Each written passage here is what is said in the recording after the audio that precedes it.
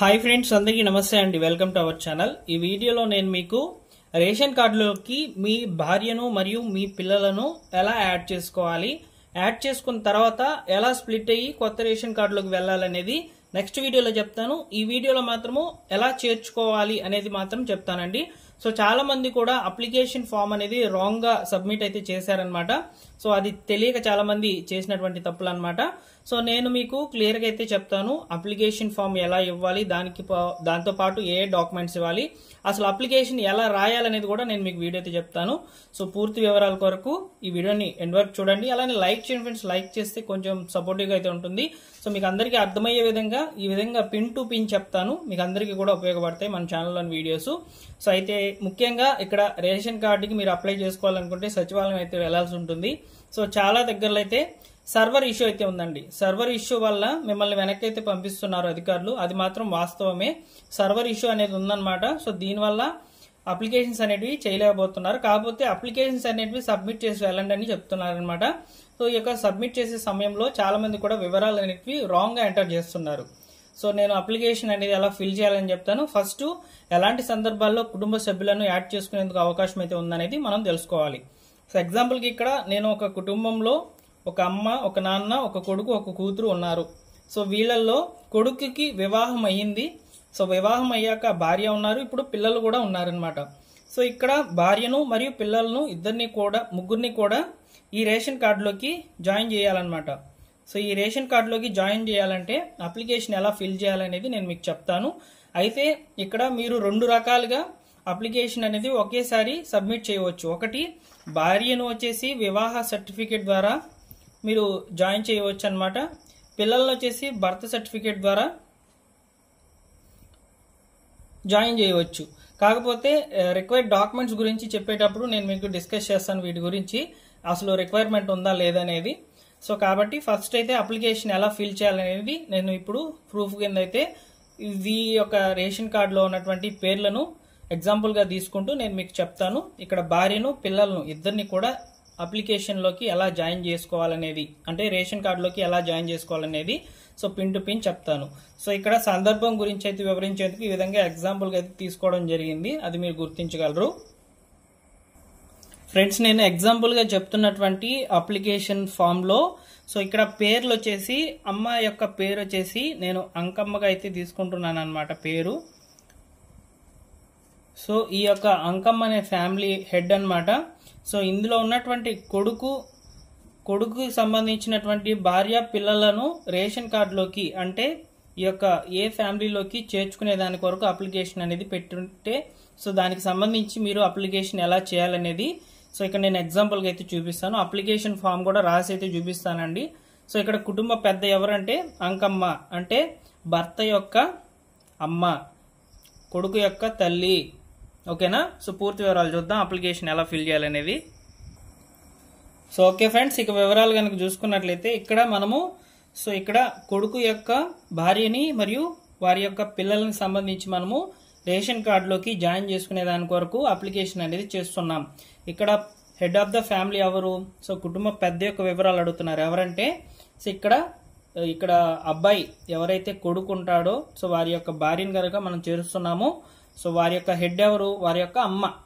So ఇక్కడ అంకమ్మని అయితే మేము హెడ్ గా అయితే తీసుకున్నాం. పేర్లు అనేవి చూపిస్తున్నాను ఎగ్జాంపుల్ గా అయితే. సో ఇక్కడ పాకనాటి అంకమ్మ అనే అభ్యర్థి ద్వారా మనం అప్లికేషన్ చేస్తున్నాం. సో మా కోడల్ని, మా మనవడిని, మనోరాల్ని మా రేషన్ కార్డులోకి జాయిన్ చేయాల్సిందిగా కోరుతూ గ్రామ వార్డు సచివాలయంలో సబ్మిట్ చేసేటువంటి అప్లికేషన్ ఇదే. సో ఇక్కడ పాకనాటి అంకమ్మ అనే వాళ్ళు కుటుంబం యొక్క పెద్ద అన్నమాట. So head of the family ration కార్డులో. సో వారి ద్వారా మనం అప్లికేషన్ అనేది చేయించాలి. ఇక్కడ తెలియక చాలా మంది కూడా కొడుకు యొక్క పేర్లతో కుటుంబ పెద్దగా అనుకొని సో అప్లికేషన్ అనేది రాంగ్ గా సబ్మిట్ చేస్తున్నారు. ఇలా చేయడం వల్ల మీ యొక్క అప్లికేషన్ అసలు తీసుకోదు. ఓకేనా?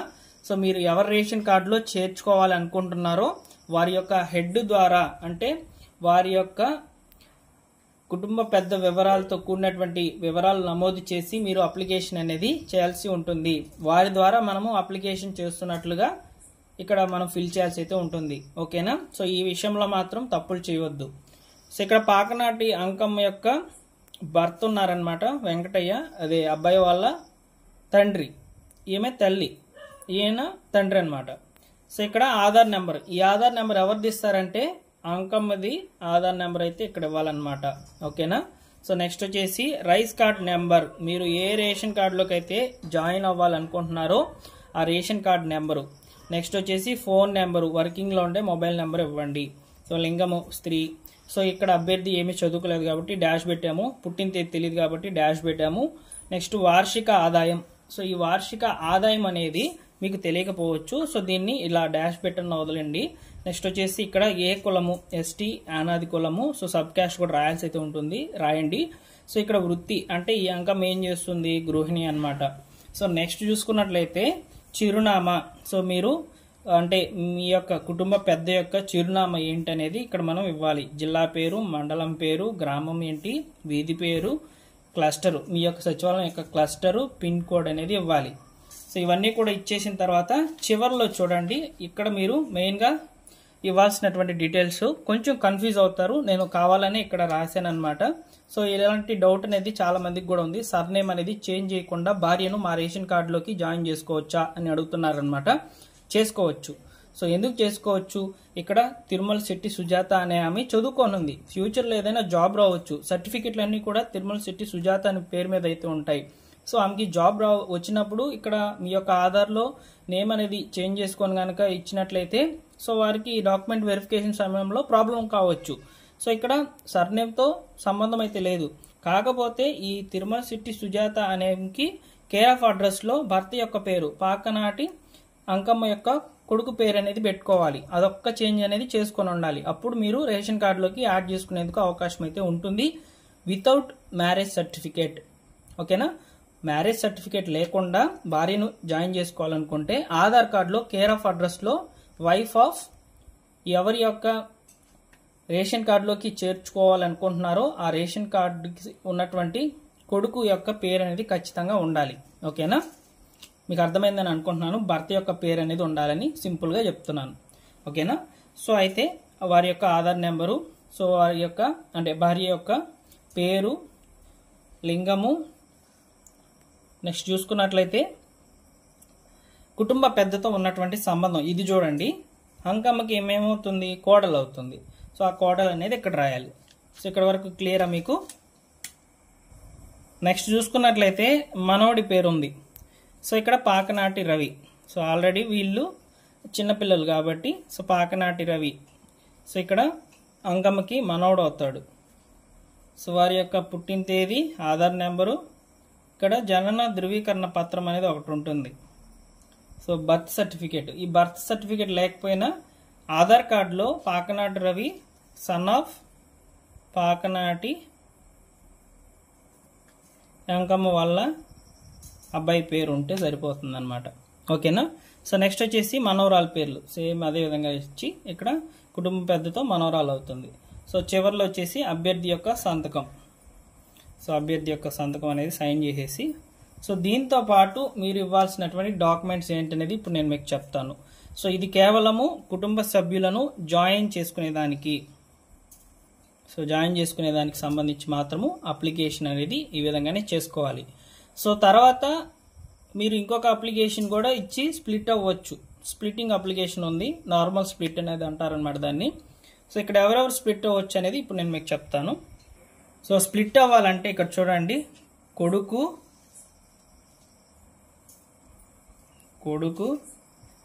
కొడుకు భార్య, పిల్లలు, వీళ్ళందరూ కలిసి నలుగురు అవుతారు కదా. ఈ రేషన్ కార్డులోకి ఫస్ట్ జాయిన్ అవుతారు. ఏ ఫ్యామిలీలోకి జాయిన్ అయ్యేందుకు అప్లికేషన్ ఇంతకుముందు చెప్పాను కదా, సేమ్ అదే విధంగా అప్లికేషన్ అనేది ఇస్తారు. తర్వాత ఈ నలుగురు కలిసి స్ప్లిట్ అవుతారు.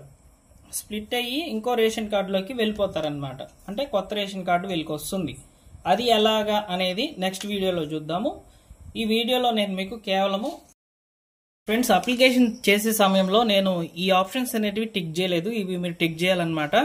ఒకటి, జననం ద్వారా మనము పిల్లలను యాడ్ చేస్తున్నాము, వివాహం ద్వారా భార్యను యాడ్ చేస్తున్నాం అనమాట. ఈ 2 ఆప్షన్ల ద్వారా అయితే టిక్ చేయాలి. ఇక్కడ ఒకవేళ మీరు అప్లికేషన్ అనేది సో కేవలం భార్యను మాత్రమే చేర్చుకుంటున్నట్లయితే ఇక్కడ కేవలము వివాహం అనే ఆప్షన్ ని సెలెక్ట్ చేసుకోవాలి. ఇక్కడ ఈ యొక్క పేరు మాత్రమే రావడం జరుగుతుంది, ఇవి రావు, ఎందుకంటే వీళ్ళిద్దరు పిల్లలు అనమాట. సో ఒకవేళ పిల్లలు కనుక ఉండినట్లయితే, అంతకు మించి ఎక్కువ మంది ఉండినట్లయితే మీరు మళ్ళీ కూడా ఇంకొక ఫామ్ అనేది కుట్టి సో మీరు సేమ్ ఇవే డీటెయిల్స్ అనేటివి ఇచ్చేసి యాడింగ్ అనేది ఒకే అప్లికేషన్ కింద అయితే తీసుకోవచ్చు అనమాట. ఓకేనా? సో ఇక్కడ వరకు క్లియర్. అయితే ఫ్రెండ్స్, మనము ఈ యొక్క అప్లికేషన్స్ సంబంధించి ఇవ్వాల్సినటువంటి ముఖ్యమైన డాక్యుమెంట్స్, మీరు కేవలము ఈ అప్లికేషన్ ఇస్తే సరిపోదు, దీంతో పాటు కొన్ని డాక్యుమెంట్స్ అనేవి ఇవ్వాలి. అప్లికేషన్ అయితే ఇవ్వాలి, భార్య యొక్క ఆధార్ అయితే ఇవ్వాలి, అదేవిధంగా పిల్లల యొక్క ఆధార్ కార్డులు అయితే ఇవ్వాలి, జెరాక్స్లు అయితే ఇవ్వాలి, అదేవిధంగా రేషన్ కార్డ్ జెరాక్స్. ఈ రేషన్ కార్డ్ జెరాక్స్ ఎవరిది ఇస్తారు? సో ఏ ఫ్యామిలీది?